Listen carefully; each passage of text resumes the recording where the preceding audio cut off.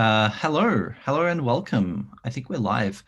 Welcome to day 3 of Freeplay. My name is Chad Toprak. My pronouns are he, him, and I'm the director of Freeplay, the world's longest running independent games festival. I'd like to begin by acknowledging that Freeplay hosts and broadcasts from the stolen lands of the Wurundjeri people of the Kulin Nations, where stories have been told and games have been played since time immemorial. We pay our respects to elders past, present, and emerging, and to anyone watching who has a connection to the world's oldest continuing culture. Sovereignty was never ceded, and the violence of the colonial project is ongoing. Freeplay also stands in solidarity with Black communities, both here and around the world, against prejudice, injustice, and violence.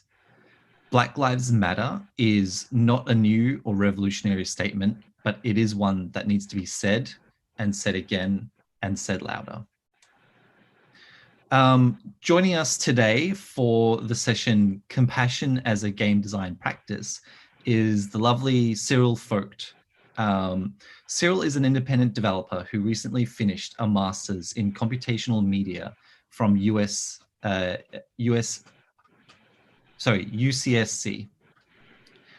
where his focus was in interactive narrative.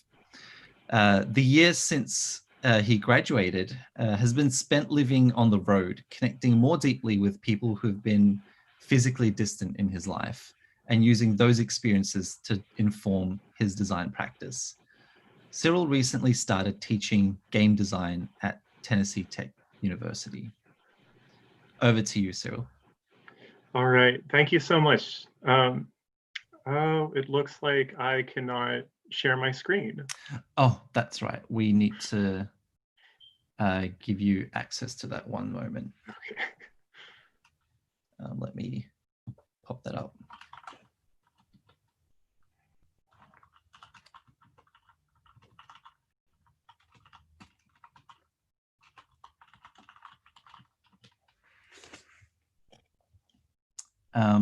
Bear with us one moment.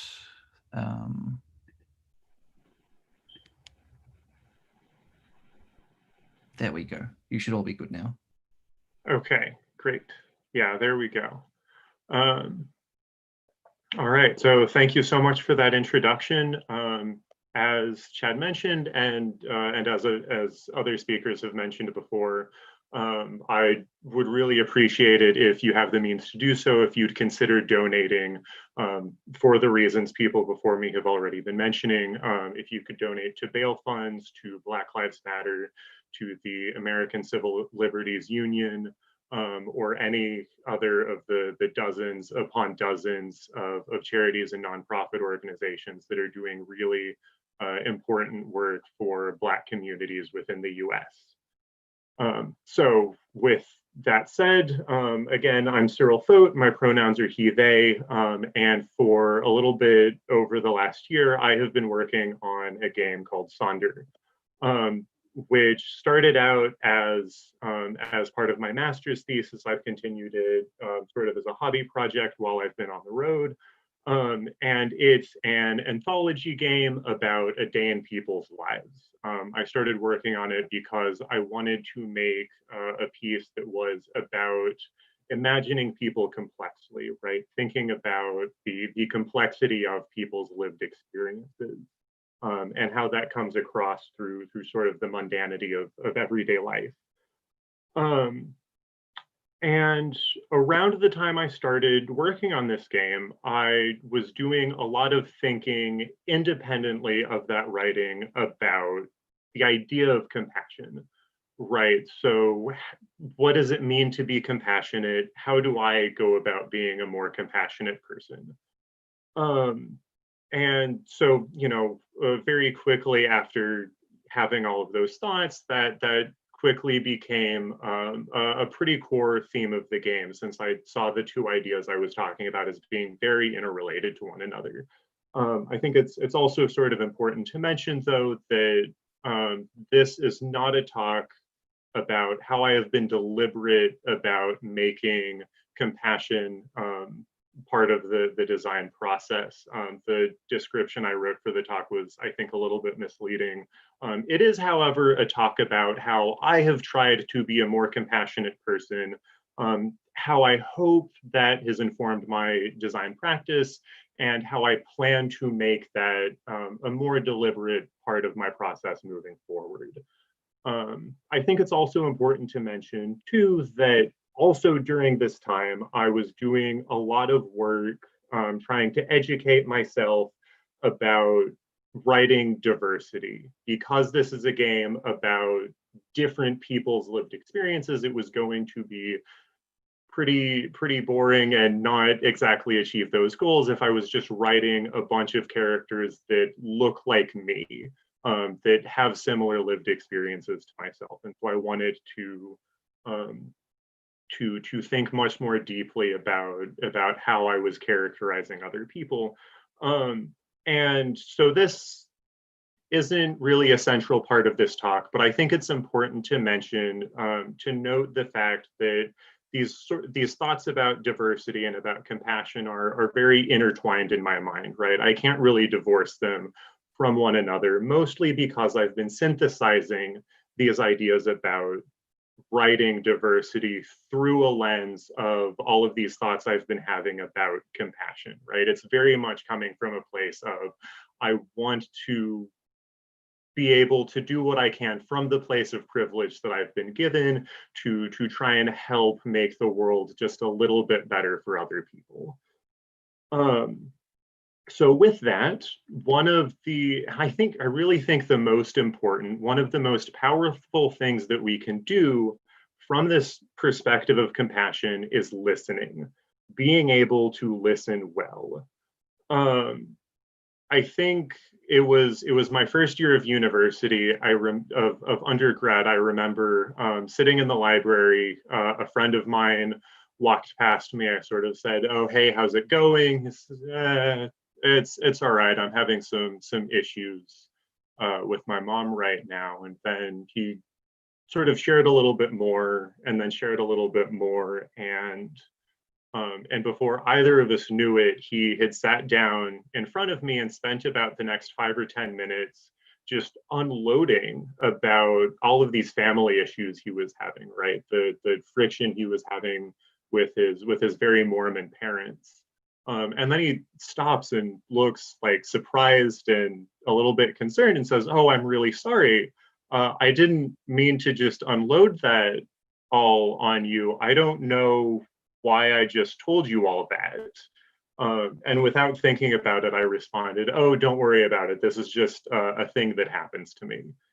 And then I stopped and I realized, like, oh, this is a thing that happens to me sometimes, isn't it? Like, realizing people just sort of tell me their life problems sometimes. And around that time, I also realized that if this is a thing that happens to me, right, it kind of seemed to happen to me more than I think it happens to other people sometimes. But I realized that, like, I really needed to be better about listening to people. And I bring this up not as kind of a weird flex, even though it is kind of a weird flex, but to say that that listening is difficult and it takes work. And from all of those experiences that I've had since then, where people just share their life problems with me, I have used that as a way to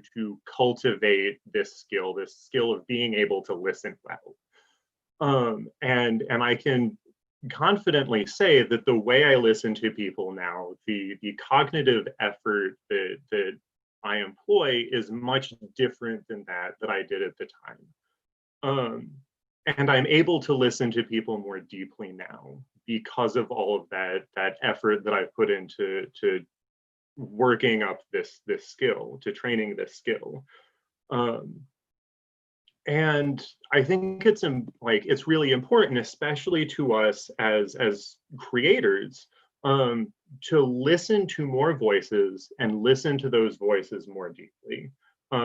Even if we're not trying to draw on them directly in our creative work, they're still going to, listening to all of these different experiences is still going to inform the way that we see the world around us. And that is going to have an impact on our work.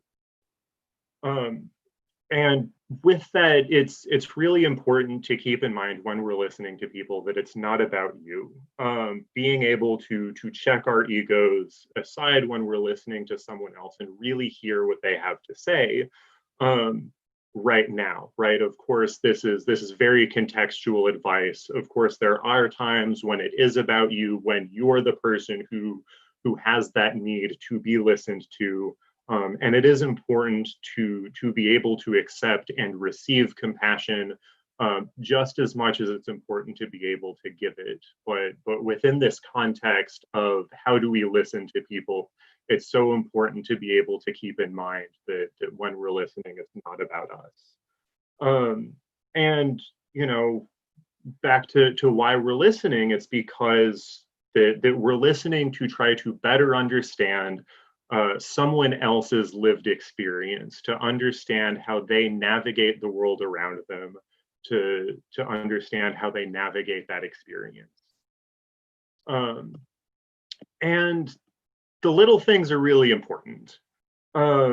You can't make things better for someone immediately most of the time, right? There are definitely exceptions to that, but for the most part, if we think about for example, if we have a close friend who has a family member who passes away, there's nothing that we can say or do for them in that moment that is going to make that pain go away, but we can still do compassionate things for them.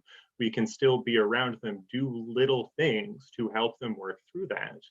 And they're going to work through that more quickly and more easily because we've been able to help them through that.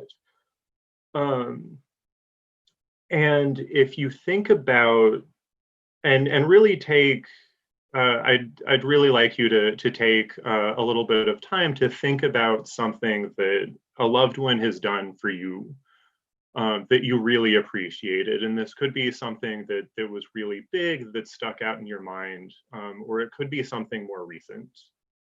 That you just is a thing that happened a couple days ago maybe, but I'd be willing to bet that whatever you've come up with probably wasn't that big of a thing, right? They can be as simple as, oh, I'm getting up, can I get you a glass of water?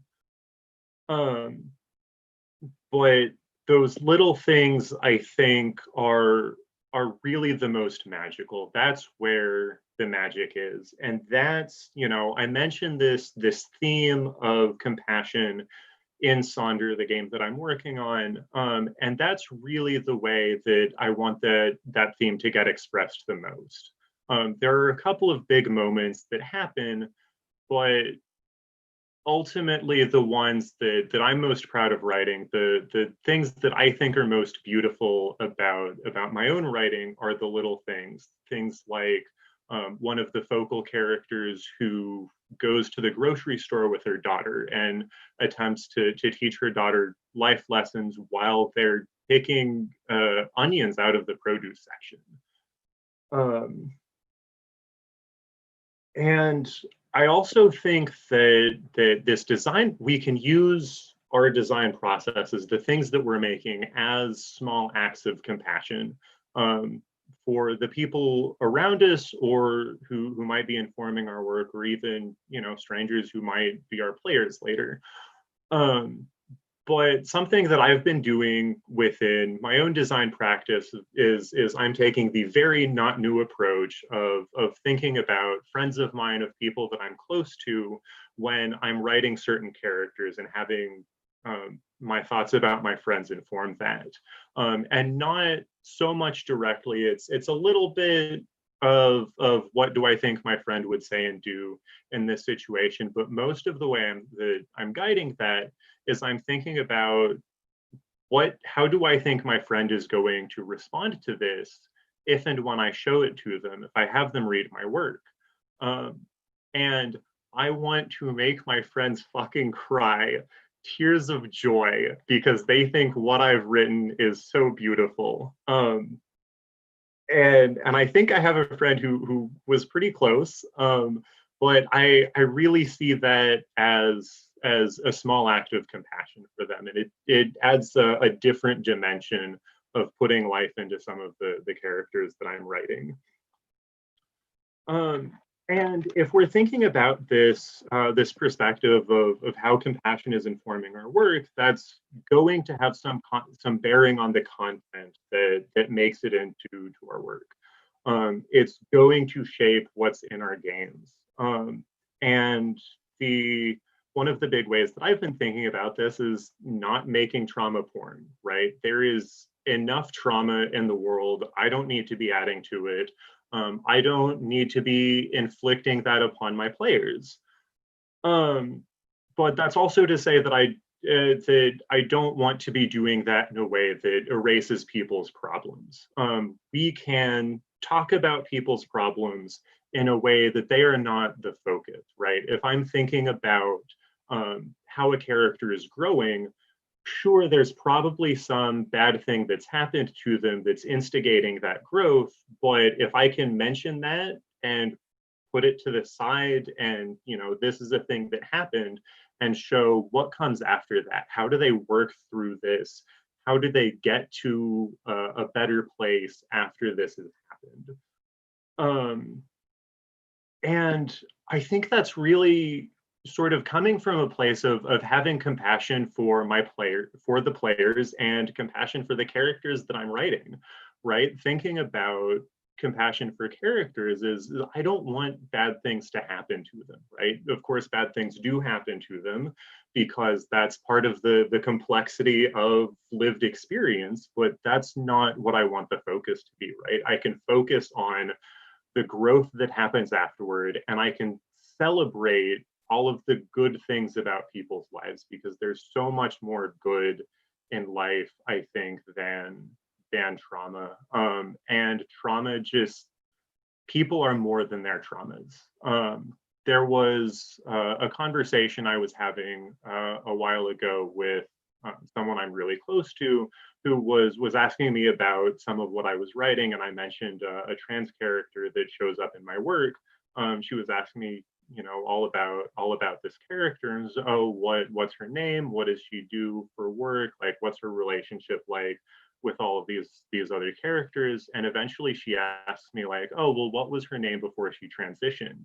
And I had to explain like, I don't know. This is not information that's in my head, because this is not something that I would ask, or even something that I would want to know about any of my trans friends or any trans people that I might ever meet. And she sort of pushed it a little bit of like, oh, well, you should consider thinking of something, because a name does a lot to inform someone's experience, even if it is before, like, who was this person before she transitioned? And I had to say, stop. You need to understand why this is crossing a huge boundary, even though it's not a living person. And likewise, compassion for players, right? That also goes back to not making trauma porn, is I don't want to inflict that upon the players. I don't, I want to make something that is compassionate for them. And I also think that's a lot of where the wholesome games that we've been seeing come up in the last few years. I think that's a lot of where their design process is coming from. Even if not explicitly, that seems to me very much to be from a place of the world is garbage. Either how can we forget about it for a few minutes and just have some nice time, or how can you work through things that are bad in the world. And so moving forward, I am at a point in development of this where I'm starting to put together pitches to try and get funding. And the reason I want to do that, of course, is a little bit because I want to make this piece of work better, but ultimately because I want to be able to hire people to have their voices heard, especially people from marginalized groups who don't have their voices heard as much as people like me do from more privileged backgrounds. And I also see it like the more people that I'm able to make sure have work, especially people who may not have work or a lot of money otherwise, I really see that as an act of care for my community. And these two things ultimately are the highest goals for me upon with working on this project. You know, having a nice game is great, but if I can do these very direct things for people in this game development community, that's ultimately the biggest thing that I'm looking for. And so with all of that said, an important caveat that needs to be talked about, as the late Mr. Rogers has said, and I think sums up this really well, is that love isn't a state of perfect caring. It's an active noun like struggle. Likewise, love and compassion are not sufficient in themselves. They take work, and they take a nuanced enough understanding of the world around us to know how to act appropriately.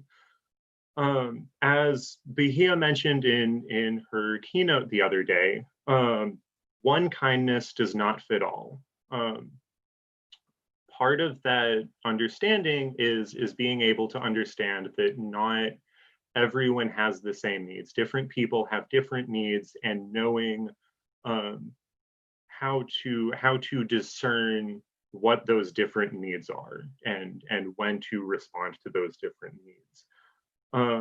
These are not perfect tools. However, they can be an extremely powerful guiding force when used correctly. Difficult conversations have to happen as part of a game design process with your collaborators and with anyone who might be giving you feedback. It's important to be able to handle those conversations with compassion, but also from a place of knowing how to respond to those in a way that is useful for us as human beings, and from a place that it makes the work better for having had those conversations. So to sum up, compassion for collaborators and for coworkers, compassion for players, compassion for the characters that we're writing, and compassion for the people around us and those out in the world, I hope, are going to affect the things that we make. And even if they don't, even if everything that I've said here as it relates to game design is just total bullshit, and doesn't have any bearing on the things that we make, having put in all of that extra work to be more compassionate people, to show more compassion, hoping that it comes through in our game, the world is still going to be just a little bit better for us having put in that work. Thank you. So I think my video screen was blocking the Twitter handle that I normally have in the top right. If you'd like to reach out to me, I would love to have conversations. If you'd like to talk about what I've brought up in this talk here, you can reach me at Games and Bowties, which is also on the Freeplay Festival website. So I think, do we have time for questions? I think we have a few minutes. How do questions work?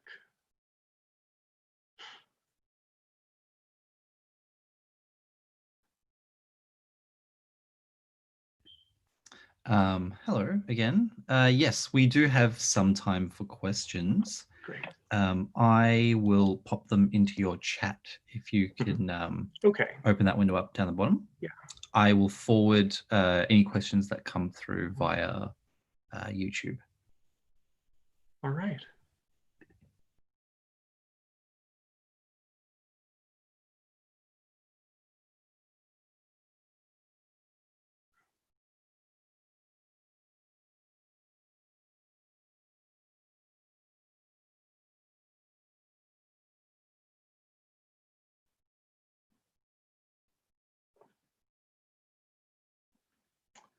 Thoughts on compassion and wholesomeness overload. So the way I understand that question is a lot of very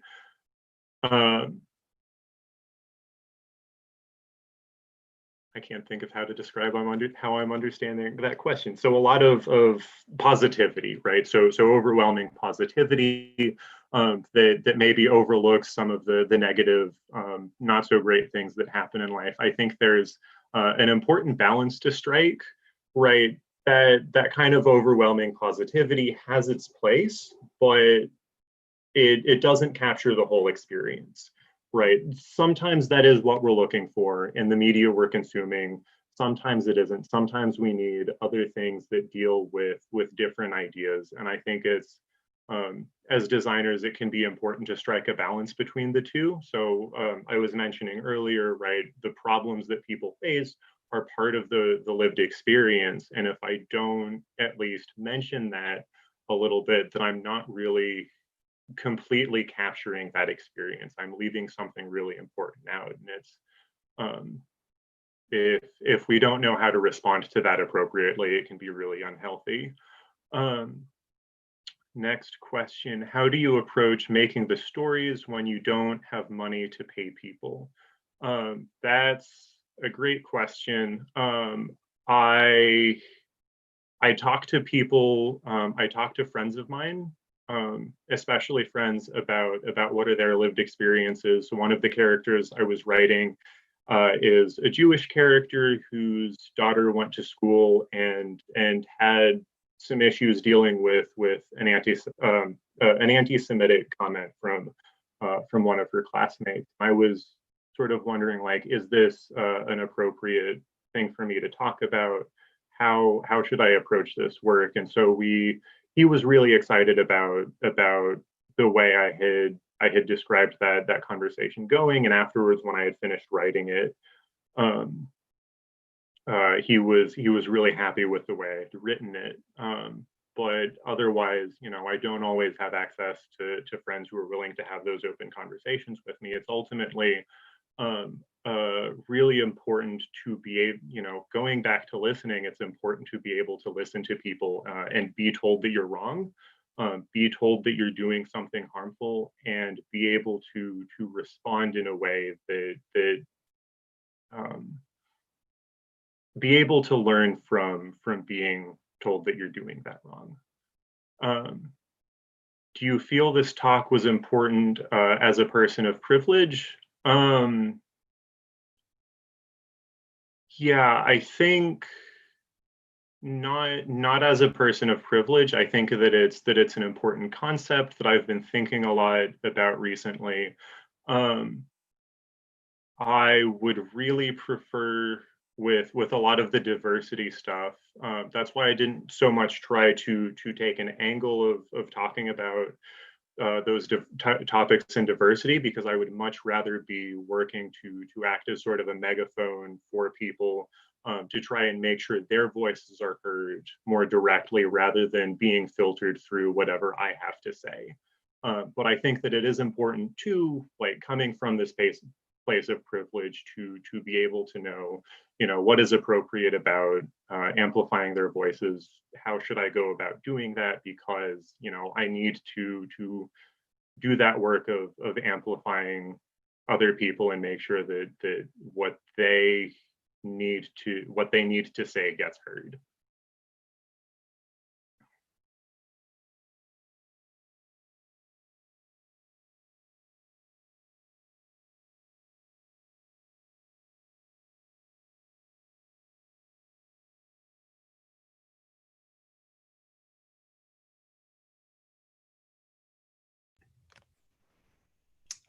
Okay, and that was it, and we're out of Great. time.